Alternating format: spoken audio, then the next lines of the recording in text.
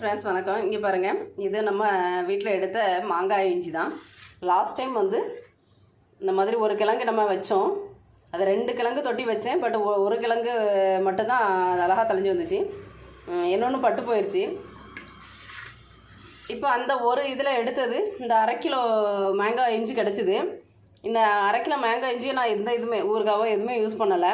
இதை நான் மறுபடியும் நட்டு வச்சோம் அப்படின்னா நமக்கு நிறைய கிடைக்கும் அப்படிங்கிறக்காண்டி. ஏன்னா ஒரு காய் வச்சதில் இவ்வளோ கிடச்சிருக்கு. நம்ம அந்த முறை ஒரு 5-6 தொட்டி வச்சோம் அப்படின்னா நிறையா எடுக்கலாம். ஒரு முறை நம்ம ஒரு கிழங்கு வச்சிட்டோம் அப்படின்னா அதில் விதை கிழங்கு எடுத்து வச்சோம் மட்டும் தான் நம்ம திரும்ப நம்ம வீட்டிலையே பயிரிட்டு நம்ம இதோட கிழங்குகளை எடுக்க முடியும். இல்லை ஒவ்வொரு முறையுமே நம்ம இதை வளர்த்து ஊறுகாய் பண்ணிட்டோம் அப்படின்னா அடுத்த முறை ஒவ்வொருத்தட்டையாக வாங்கிட்டு இருக்கணும். ஸோ அந்த மாதிரி பண்ணாமல் நம்ம விதை கிழங்குகளை ஃபஸ்ட்டு நமக்கு எடுத்து வச்சுட்டு தான் நம்ம பயன்படுத்தணும். அதில் நான் என்ன பண்ணேன் அப்படின்னா இந்த வாட்டி கொஞ்சம் அதிகமாக எடுக்கணுங்கிறக்காண்டி எதையுமே பயன்படுத்தாமல் விதைக்கிழங்காவே வச்சுட்டேன். ஏன்னா இப்போ இதில் நமக்கு எவ்வளோ தேவையோ அதை மட்டும் எடுத்து நம்ம நட்டு வச்சுக்கலாம். மீதியை யார் கேட்குறாங்களோ அவங்களுக்கு நான் கொடுத்துருவேன். இந்த கிழங்குகளை பொறுத்தவரையில் அப்படி என்னென்னு பார்த்தீங்க அப்படின்னா ஏப்ரல் மாதமே அழகாக தளைஞ்சு வர ஆரம்பிச்சிடும். இங்கே பாருங்கள், அது நீங்கள் மண்ணில் போட்டாலும் சரி, இல்லை இந்த மாதிரி ஒரு தட்டில் வச்சா கூட சூப்பராக தளைஞ்சிரும். நிறைய தளைஞ்சிருக்கு, எல்லாமே அந்த நுனி வந்துருச்சு பாருங்கள். ஸோ அப்போ நம்ம என்ன பண்ண போகிறோம் அப்படின்னா இனி இதை எடுத்து நல்லா பாட் மிக்ஸ் தயார் பண்ணி வச்சுருக்கோம்ல, அதில் நட்டு வைக்க போகிறோம். இந்த சூப்பராக தளைஞ்சு வந்திருக்கு. எல்லாம் ஒன்றும் கூட இதாகலை, எவ்வளோ அழகாக வந்திருக்கு பாருங்கள். ஸோ கிழங்கு வகைகள்லாம் விதைக்கிறதுக்கான சரியான டைம் இது தான்.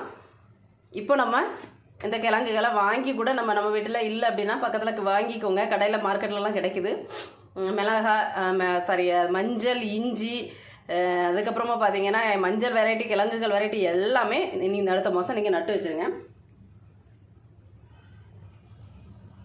பார்த்தீங்களா, விதைத்தவன் தூங்கினாலும் விதைகள் தூங்குவதில்லைங்கிற மாதிரி நம்ம எடுத்து தட்டில் தான் வச்சுருந்தோம். இதுக்கு மண் கொடுக்கல, தண்ணி கொடுக்கல, எதுவுமே கொடுக்கல. பட் ஆனால் அது எவ்வளோ அழகாக முளைச்சி வந்திருக்காங்க பார்த்தீங்களா. இனி இதை வந்து இப்படியே விட்டுட்டோம் அப்படின்னா காஞ்சு போயிடும். நம்ம அதனால் இன்னும் ஒரு மாதத்துக்குள்ள இதை எடுத்து நம்ம நட்டு வச்சிடறோம். இந்த மாதிரி ஈஸியாகவே நம்ம கிழங்கு வகைகளை வளர்த்துக்கலாம். நீங்களும் இந்த மாதிரி வளர்த்து பாருங்கள். ரொம்ப சிம்பிளாக வளர்க்கக்கூடியது. ஒரு மரம் மட்டும் சாணி உரம் போட்டு வச்சிட்டிங்க அப்படின்னா புழு பூச்சி எதுவுமே அந்த செடிக்கு வரவே வராது. சூப்பராக பலன் கொடுக்கும். நம்ம ஆர்கானிக்காகவே இயற்கை முறையில் நம்ம என்ன பண்ணிக்கலாம் அப்படின்னா நமக்கு தேவையான அதாவது கிழங்கு வகைகளை நம்மளே பயிரிட்டு எடுத்துக்கலாம். தேங்க்யூ.